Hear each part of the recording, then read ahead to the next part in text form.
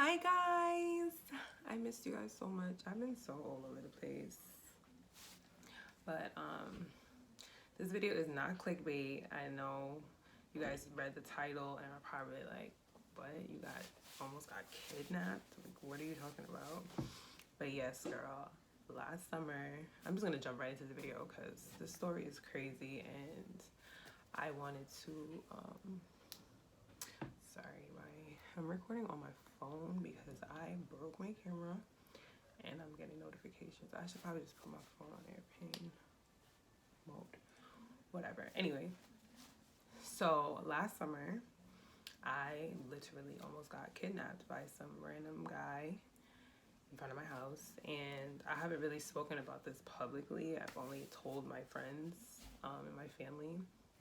But a lot of people don't know this happened to me, and I wanted to make this video because I feel like it's important as women, not even just women, anybody, because this could happen to anybody, but I'm a woman, so as women, it's so important for us to be, aware of our surroundings and just keep ourselves safe and, protect ourselves. So this is why I'm making this video. So I need some lotion. I'm giving the girls ashy. So last summer I went out with my friends and went out drinking. We had a good old time. Like, regular summer. It was literally the day before 4th of July. It was July 3rd. And I went out for drinks with my friend. We had a great time, and I work at a bar. I've worked in clubs, I worked in bars. I'm used to coming home late. So I've never really been scared to come home late, like I live in a really nice neighborhood, safe neighborhood, police department 2 blocks away from my house. Like, there's always cops on my block. Like, I've never really been scared to come home late. So yeah, so I went out with my friends. It was about 8 o'clock, and then by the time I got home, it was like 3:30 in the morning. And my neighborhood, there is no parking at all. Like, we have alternate side parking on Mondays and Tuesdays, and like just to find a parking spot is like ridiculous. So I parked literally, like, I parked like blocks and blocks and blocks and blocks away from my house. So parked my car, but I do this all the time. Like, park my car, walk to my house. There's a park right by my house. I usually cut through that park, but it's a little sketchy sometimes. At night, nobody really wants to walk through a park at 3 o'clock in the morning. So I figured, I didn't want to walk through the park. So I purposely took the long way home on the street so that, if anything happened. It's just so crazy how, like, everything played out. But I parked my car far, walked to the street, and was walking towards my house. So as I'm walking, women, we have our intuition, and we are never wrong. Like, we are never wrong. Our intuition, our gut feeling is never wrong. So ladies, when you feel like something is wrong, 9 times out of 10, it probably is. So I'm walking, and, I'm a little lit. I'm on my phone. I'm walking home, and I'm on my block. Like, I am, like, all the way at the end of my block, but I'm on the block that I live on. So I'm walking, and I felt something didn't feel right. So I turned around, and I saw a figure. I couldn't make, first of all, I already have poor eyesight. Like, if you know me, my eyesight is horrible. I'm always squinting, like I can't really see. So, I couldn't make out the person. I could just see a figure of a person. But the person was about, I would say, 10 feet away from me. Now, I'm at the end of my block. This is the end of my block right here. This is where I am. The person is like here, and my house is here. So I'm in between where the person is and my house, and my house is here and the person is here. So I was already nervous because I'm like, this is like a little weird, I can't really see who this person is. Like, so like, I didn't even really have time to process the whole thing. I'm just like, you know what? I have 3 options. I can either run to my house, Because I feel like, you know, I'm tall, I have long legs, I can run really fast. I feel like I could have ran to my house, gotten to my gate, and, you know, he wouldn't have been able to catch me. But I didn't want him to know that I lived on the block, that I lived in the house. So that was out of the question. My second option was to cross the street. There's like buildings and stuff across the street from my house, so like they always have security guards and stuff. And like I didn't realize this stuff till after, but you know, I was like, okay, I can go across the street. But I knew that this guy was sketchy. Like I just knew that this person was sketchy. I didn't even know if it was a guy or whatever. I just knew that this person was sketchy. From the moment that I turned around and I saw the person, I was like, no. So my instinct told me to just stop and see if the person was gonna pass me, because, you know, as a black person, we are subject to, you know, discrimination. If men are cross, you know, if a man is on the street with you, you know, I'm like, I don't like to make people feel uncomfortable, and you know, I would feel bad if, you know, the person is just walking, minding their business, and I'm like, oh, you know, I don't want to, you know, so like that's like those are the things that were going through my head, which is stupid now because now I don't give anybody the benefit of the doubt. But yeah, so I'm jumping all over the place, but this story is just so crazy to me. Like every time I tell this story, I'm just like, what? So anyway, so my decision was to just stop and see if the person was going to pass me. Girl, I didn't even have time to do all that, because I stopped, I pretended like I was about to tie my shoe, and literally by the time I like bent down to like tie my shoe, I felt like somebody grabbed me on my shoulder. Now, when I tell y'all, my heart fell into my asshole that day. Like, I have never in my life experienced that feeling, like ever.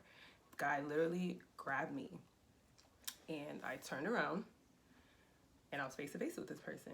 Person had a mask on. He had like he had a scarf wrapped. Mind you, this is July.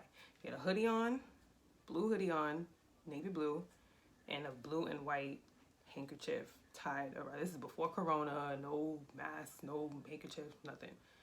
Mask on, hoodie on, and we are eye to eye. He was a little bit. I'm tall, so he's a little bit shorter than me. He must have been like 5'8". I'm 5'9", 5'10". So he was a little bit shorter than me, but we were eye to eye. Like, I know if I saw this person and I looked them in the eye, I would know who that person was, because like I was staring into his eyes. And so he had me. And when he first grabbed me and I turned around, like I didn't even realize that he was holding something in his hand, because I was just so scared. I was looking into his eyes, and I looked down and he had a knife in his hand. And I'm like, oh, hell no. So he has a knife in his hand. He puts the knife to my throat. Doesn't say a word to me. Like, literally does not say 2 words to me. I had a bag with money. I had, first of all, a clear bag. You know, those little cute, trendy, like, clear purse. I had a clear bag. All my money, my credit cards, my cell phone. Like, he didn't ask me for anything. He didn't ask me for any of that stuff. He just grabbed me and then had the knife to my throat. So you already know me. I don't play that. I started screaming for my life. Like, I started screaming like, get away from me, get away from me, don't touch me, get away from me. And he was still holding on to me. He still had the knife to my throat, and like I didn't even know what to do. I was just like, get away from me. I didn't hit him, I didn't do anything. I just started screaming. So I'm screaming, I'm like, get away from me. And then I started screaming, rapist, you're rapist, this guy's trying to kidnap me. Like, when I tell you I was screaming like so loud, like from the depths of my soul, like those words came out. My ancestors, you know, gave me the strength to scream like that, because like I probably woke up the whole entire neighborhood. So I was just screaming. He finally just let me go, and he started running. He ran into the park, and I was just standing there in shock. Like, I was crying, you know, I was shaking. I didn't even know what to do. I didn't want to, you know, this happened. Now he met me at the point where I was at. My house is right here. This literally happened like right here. So I didn't want to walk up to my house in case he was still lurking around. And, you know, next time, you know, I came out, I didn't know what to do. So I was just standing there crying. I'm shaking. I called my best friend. He was like, I'll be there in like 10 minutes. My best friend literally pulled up in like 2 seconds. And as my best friend was pulling up, the cops came. I did not call the cops. Like, I couldn't even call anybody. Like, I only called my friend, and like I was just shaking. Like, I didn't know what to do.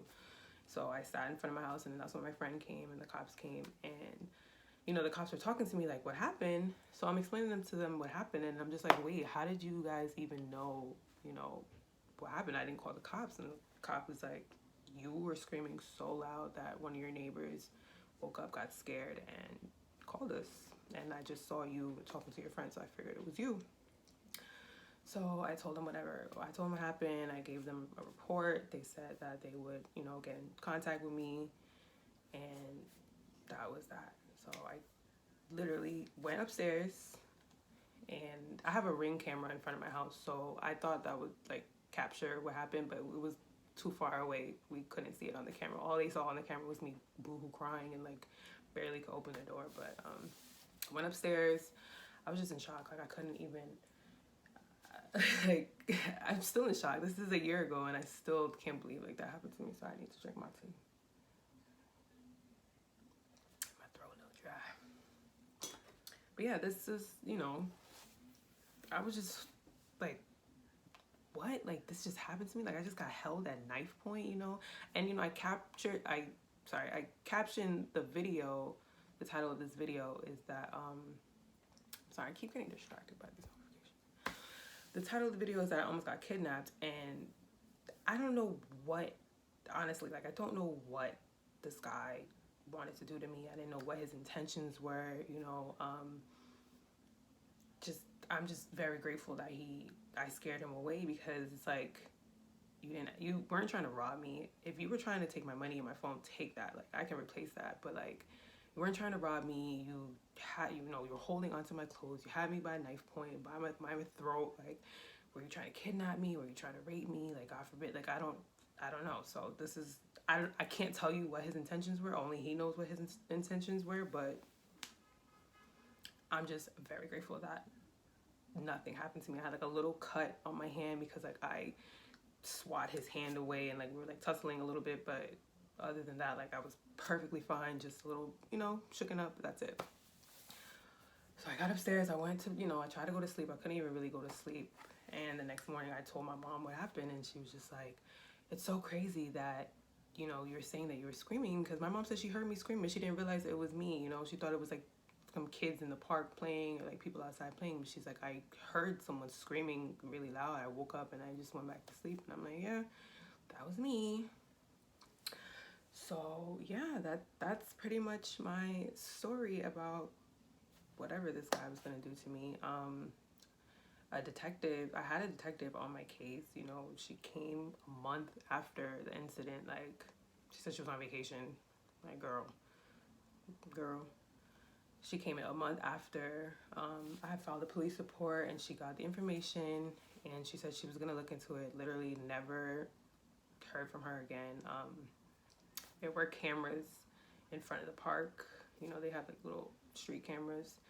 So I was hoping that I could get access to that, but the police said that I would have to get in touch with the detective so she can get access to that. I called her, left her messages. She never got back to me, so useless. Like I can't really whatever. But for a few days after that, I was paranoid, and to this day I'm very like I'm super cautious, and that's why I wanted to make this video, to help other women or anybody protect themselves, because I never thought that this would happen to me. I'm taller. I figured like guys would be intimidated by me, or anybody would be intimidated by me, or figured that I would be able to fight back, because I am a little bit, I am a tall woman.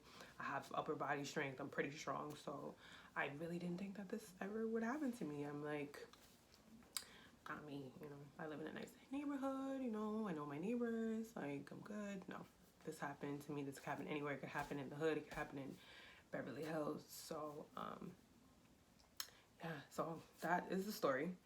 Now, I just have like a few tips for the ladies. As soon as that happened, my mom was not playing. She got me pepper spray.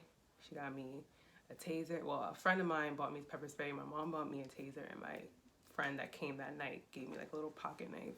And I always carry all of those around with me. I don't live in a state where any of that stuff is legal, but like at this point, I really don't care. Like I would rather go to jail than be dead because somebody, tried to attack me and I didn't have any weapons on me, but I did have to, those things I did have to get them out of state or have somebody bring them from out of state. I couldn't have any of the stuff delivered to my house because I live in a state that, those things are illegal, which I think is dumb because I live in New York and like that's where all the craziness happens.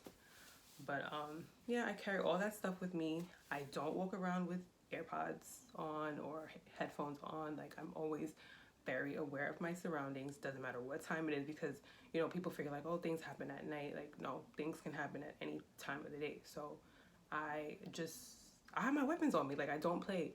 Sometimes I forget. Like I'll go to the club or something and I'll have it in my bag. So like I try to remember to leave the stuff in the car, but I don't ever leave home without my stuff. Like I don't play around. When I'm walking from my car, like I said, there's no parking in my neighborhood. I always have to park really far. Before, I didn't care. I would walk around 5 o'clock in the morning, like whatever. Now, it doesn't matter how close I am to my house. If it's late and I have to walk more than 2 minutes, even 2 minutes. If it's late and I'm not close, if I'm not on my block, I will take an Uber from my parking spot to my house. And it sounds crazy, but like I feel secure knowing that I'm getting dropped off right in front of my house. And whatever amount of money that I pay for the Uber, it's priceless to me. Like my security and everything is priceless. So I don't care. That's what I do. It's not practical for a lot of people, but I just don't want to take that risk. This situation has made me very standoffish towards men.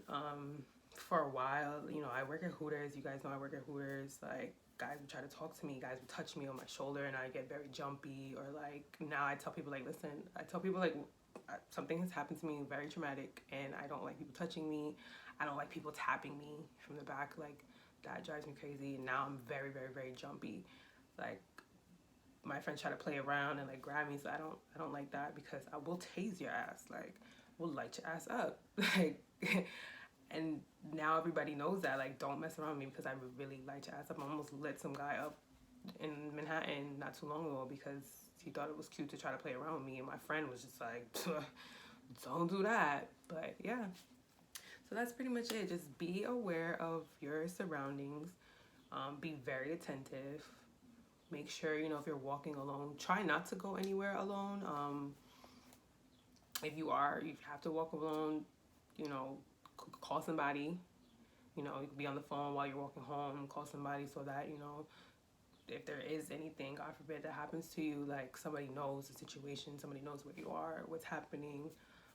Try to stay off your AirPods, headphones and stuff so you can hear people behind you, next to you, in front of you, and literally anything can happen. So you always want to be on your toes and just, be straight. I walk around with my knife when I'm walking home, so I don't really care. Like, I telling you, I will go to jail before I end up dead from somebody trying to hurt me or attack me. So I walk around, I have the knife right here. And when I'm walking, I just walk like this. I'll have my phone like right here, so like if there's cops or anything, but like I have, the knife. I probably shouldn't be showing you guys this, but I have my little pepper spray that I keep on my keys. Very cute. It locks. You can unlock it. Spray your perpetrator. Go about your business. And the big boy, this bad boy probably needs to be charged, but yeah, it needs to be charged. But this right here,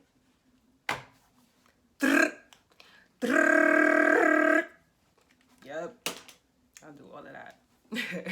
Not playing. But yeah, this, I just wanted to tell this story because I've spoken about it. I like wrote a post, I think on Twitter or like Facebook about what happened to me, but like I never went into detail or anything. But I do want you guys to be safe. Like I said, I know it sounds very redundant, but I just want to reiterate that it is a crazy world out here, and you just want to be on point at all times. Like, if it's not your time to go, it's not your time to go.